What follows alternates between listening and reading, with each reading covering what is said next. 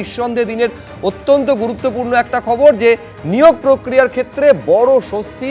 School service কমিশনের 31শে December পর্যন্ত ছিল যেটা ডেডলাইন, সেটা বাড়িয়ে 31শে আগস্ট 2026 পর্যন্ত করে দেওয়া হলো। আর এই নির্দেশের মধ্যে এসএসসিকে সার্টিফিকেট বলে মনে করছেন রাজ্যের শিক্ষামন্ত্রী। দেখুন, নবম, দশম ও একাদশ দ্বাদশে নিয়োগ প্রক্রিয়া শেষের সময়সীমা বাড়ল।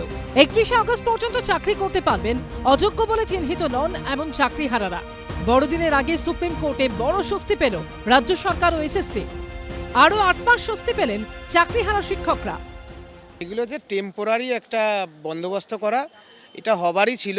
সাময়িক স্বস্তি মিললেও আমরা চাইছি যে যারা নিষ্কলঙ্ক, যারা কোনো রকম করাপশনের সাথে যুক্ত নয়, আপনারা চাকরিটা ফেরান। এই 6 মাসের এক্সটেনশন নিয়ে আমাদের জীবন চলে যাবে, তারপরে কি হবে? সেই তো অনিশ্চয়তা আবার ফিরে আসতে হবে। এই তো দুশ্চিন্তা আরও বাড়ালো রাজ্য সরকার, নতুন করে একটা স্থায়ী পার্মানেন্ট কোনো সলিউশন তো করলো না। ডেডলাইন ছিল 31শে ডিসেম্বর। সুপ্রিম কোর্টের নির্দেশ ছিল এই সময়ের মধ্যে এসএসসিকে শেষ করতে হবে নবম, দশম ও একাদশ দ্বাদশের নিয়োগ প্রক্রিয়া। কিন্তু 31শে ডিসেম্বরের মধ্যে তা শেষ করা সম্ভব নয় বুঝতে পেরে বাড়তি সময় চেয়ে সুপ্রিম কোর্টে আবেদন করার সিদ্ধান্ত নেয় এসএসসি। স্কুল সার্ভিস কমিশন আজকে মুভ করে হয়তো সামান্য কিছু সময় বাড়তি চাইবে, যে 31শে ডিসেম্বরের মধ্যে যদি প্রসেস শেষ করতে তারা না পারে। এবার এটা কতদিন চাইবে বা না চাইবে সেটা এসএসসিকে আমি বলেছি, আমার সঙ্গে এসএসসি মিটিংও হয়েছে এই নিয়ে। বৃহস্পতিবার এসএসসির সেই আবেদনের শুনানি হয় সুপ্রিম কোর্টের বিচারপতি সঞ্জয় কুমারের ডিভিশন বেঞ্চে। এই দিন সর্বোচ্চ আদালতে এসএসসির আইনজীবী কল্যাণ বন্দ্যোপাধ্যায় বলেন, ওই সময়ের মধ্যে নথি যাচাই, স্বাস্থ্য পরীক্ষা, পুলিশ ভেরিফিকেশন শেষ করা সম্ভব নয়। নিয়োগ প্রক্রিয়া শেষ করার জন্য বাড়তি সময় দেয়া হোক। এরপর সুপ্রিম কোর্ট জানিয়ে দেয়, এসএসসির নবম ও দশম এবং একাদশ ও দ্বাদশ শ্রেণীর শিক্ষক নিয়োগ প্রক্রিয়া সম্পন্ন করার সময় 2025-এর 31শে ডিসেম্বরের বদলে 31শে আগস্ট 2026 পর্যন্ত বাড়ানো হচ্ছে। ততদিন পর্যন্ত নির্দোষ শিক্ষকরা শিক্ষকতা চালিয়ে যাবেন। 31শে আগস্ট পর্যন্ত বেতনও পাবেন তারা। আনস্যাটিসফ্যাক্টরি সোল, এই যে যারা করছে, বিকাশবাবুরা যাদের মামলা করছে, সিপিএম এর লোকগুলো সব আনস্যাটিসফ্যাক্টরি সোল। ওদের বক্তব্য হচ্ছে ইলেকশন পর্যন্ত কোনো কিছু করতে দেবো না, ঘেঁটে দে, সব ঘেঁটে ঘুটে দে। যদিও এই রায়ে খুশি নন আন্দোলনকারী চাকরিহারারা। তাদের দাবি, যোগ্য চাকরিহারাদের চাকরি ফেরাতে হবে স্থায়ীভাবে। সুদূর প্রসারী কোনো লাভ নিশ্চয়ই নয়, এটা একটা আপেক্ষিক সিদ্ধান্ত মাত্র। সুদূর প্রসারী লাভ তখনই হতে পারে যদি 15,400 শিক্ষক শিক্ষিকা যাদের বিরুদ্ধে কোনো অ্যালিগেশন ছিল না, কোনো রকম অপরাধ যাদের ছিল না, নিরপরাধ হওয়ার সত্ত্বেও একটা এসএসসির দুর্নীতি এবং বিচার বিভাগের অপদার্থতার কারণে যারা চাকরি হারিয়েছিল, তো তারা তখনই ন্যায় পাবে যদি তারা পুনরায় সার্বিকভাবে ফিরতে পায়। যতক্ষণ না নিয়োগ প্রক্রিয়া সম্পন্ন হচ্ছে এবং যোগ্য শিক্ষক শিক্ষিকাবৃন্দ এবং শিক্ষাকর্মীরা তাদের নিজেদের অবস্থানে মানে সুনির্দিষ্টকালের জন্য অবস্থান করছে, ততদিন একটা দুশ্চিন্তা তো অবশ্যই আমাদের থাকাটা স্বাভাবিক। সুপ্রিম কোর্ট যেদিন এসএসসি নিয়োগ প্রক্রিয়ার সময় বাড়ালো, সেদিনই বিকাশ ভবন অভিযানের ডাক দেন 2016-র এসএলএসটির দৃষ্টিহীন চাকরিহারারা। অন্যদিকে এদিন ফের পথে নামেন এসএসসির নতুন চাকরি প্রার্থীরা। চায়ের কেটলি, চপ, মুড়ি নিয়ে প্রতীকী প্রতিবাদ মিছিল করেন শিয়ালদা থেকে ধর্মতলা পর্যন্ত। এই বাহানা করে ওরা এই যাদের ইলিগাল অ্যাপয়েন্টমেন্ট হয়েছে তাদের অ্যাপয়েন্টমেন্ট কিছুদিন টানতে চাইছে।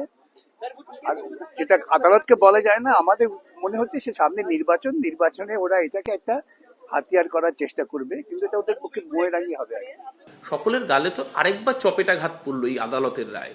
যারা চেয়েছিল, কেউ বলেছিল ঢাকি সহ বিসর্জন, কেউ বলেছিল পুরো প্যানেল বাতিল করতে হবে, তাদের প্রত্যেকের গালে নতুন করে থাপ্পড় পড়লো। একদিকে এসএসসি নিয়োগ করছে, কদিন আগে 32,000-এর চাকরি খেতে চেয়েছিল, সেখানে থাপ্পড় খেয়েছে।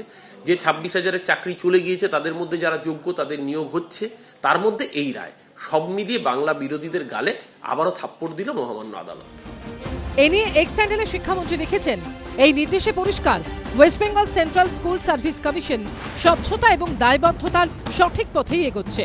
বিজেন্দ্র সিংহ, কৃষ্ণেন্দু অধিকারী ও ঐশী মুখোপাধ্যায়ের রিপোর্ট, এবিপি আনন্দ। চাকরিহারা শিক্ষকরা এটাই প্রশ্ন তুলছেন এবং তাদের এটাই দাবি যে সাময়িক স্বস্তি নয়, দীর্ঘস্থায়ী সমাধান চাই এবং সেটা দিতে পারবে রাজ্য সরকার আর এসএসসি তাদের সদিচ্ছা। নবম, দশম ও একাদশ দ্বাদশে নিয়োগ প্রক্রিয়া শেষের সময়সীমা বাড়ালো সুপ্রিম কোর্ট। 31শে আগস্ট পর্যন্ত চাকরি করতে পারবেন যোগ্য চাকরিহারারা এবং বেতনে। 2026-এর 31শে আগস্ট পর্যন্ত সময়সীমা বাড়ল। 8 মাস নিয়োগ প্রক্রিয়া শেষের সময়সীমা বাড়ালো সুপ্রিম কোর্ট।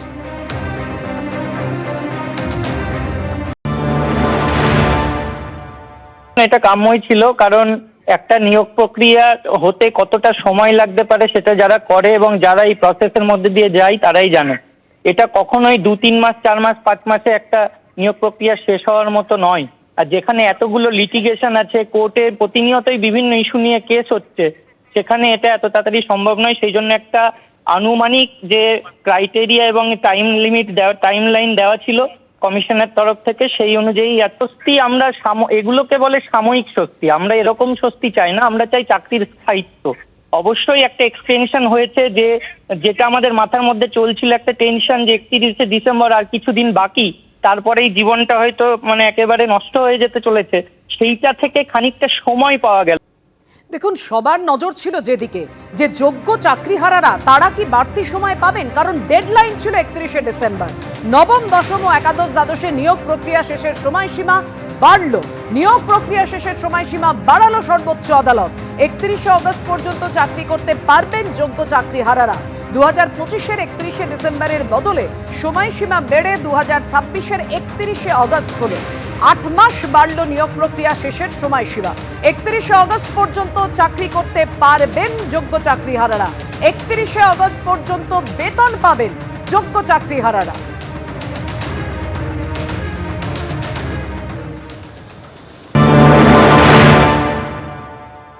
31শে ডিসেম্বর পর্যন্ত সুপ্রিম কোর্টের লাস্ট গাইডলাইন্স ছিল।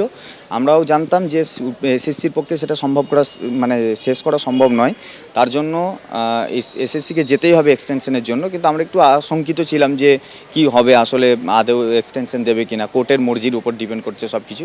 তার জন্য আমরাও লয়ার দিয়েছিলাম এবং সেটা এক্সটেনশন হয়েছে।